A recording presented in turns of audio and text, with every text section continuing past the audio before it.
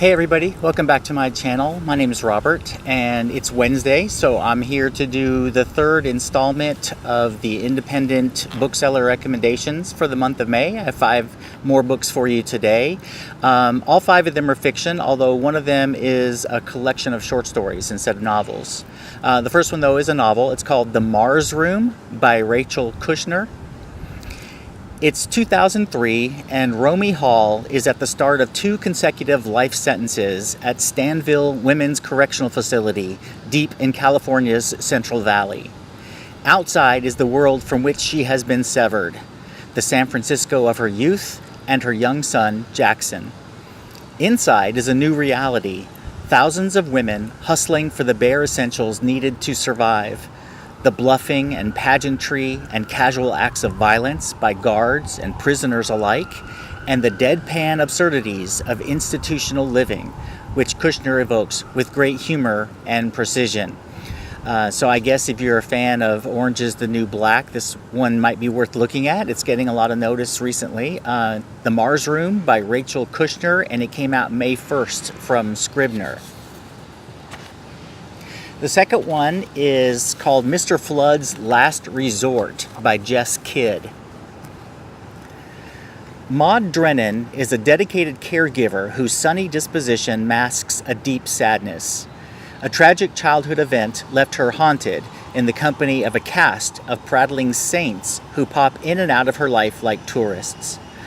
Other than visiting her agoraphobic neighbor, Maud keeps to herself, finding solace in her work and in her humble existence, until she meets Mr. Flood. Cathal Flood is a menace by all accounts. The lone occupant of a Gothic mansion crawling with feral cats, he has been waging war against his son's attempts to put him into an old age home and sent his last caretaker running for the madhouse. But Maud is this impossible man's last chance. If she can help him get the house in order, he just might be able to stay. So the unlikely pair begins to cooperate, bonding over their shared love of Irish folk tales and mutual dislike of Mr. Flood's overbearing son. Still, shadows are growing in the cluttered corners of the mansion, hinting at buried family secrets, and reminding Maud that she doesn't really know this man at all. When the forgotten case of a missing schoolgirl comes to light, she starts poking around, and a full steam search for answers begins. Packed with eccentric charms, twisted comedy, and a whole lot of heart, Mr. Flood's Last Resort is a mesmerizing tale that examines the space between sin and sainthood, reminding us that often the most meaningful forgiveness that we can offer is to ourselves. So that's Mr. Flood's Last Resort by Jess Kidd, and that came out May 1st from Atria Books.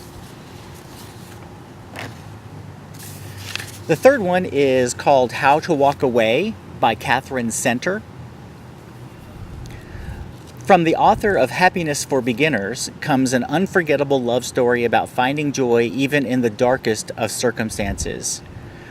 Margaret Jacobson has a bright future ahead of her. A fiancé she adores, her dream job, and the promise of a picture-perfect life just around the corner. Then suddenly, on what should have been one of the happiest days of her life, everything she worked for is taken away in one tumultuous moment. In the hospital, and forced to face the possibility that nothing will ever be the same again, Margaret must figure out how to move forward on her own terms while facing long-held family secrets, devastating heartbreak, and the idea that love might find her in the last place she would ever expect. How to Walk Away is Katherine at her very best, an utterly charming, hopeful, and romantic novel that will capture readers' hearts with every page. So that's How to Walk Away by Katherine, and that came out yesterday from St. Martin's Press. Okay, the next one is a collection of short stories. If I can get my page to turn for me here.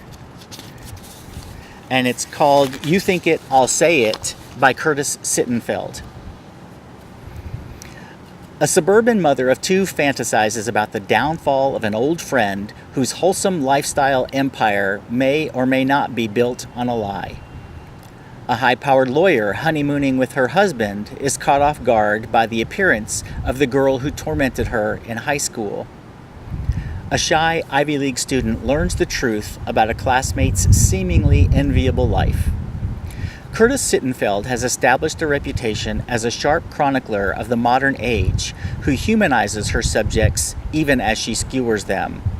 Now, with this first collection of short fiction, her astonishing gift for creating characters that take up residence in readers' heads, according to the Washington Post, is showcased like never before.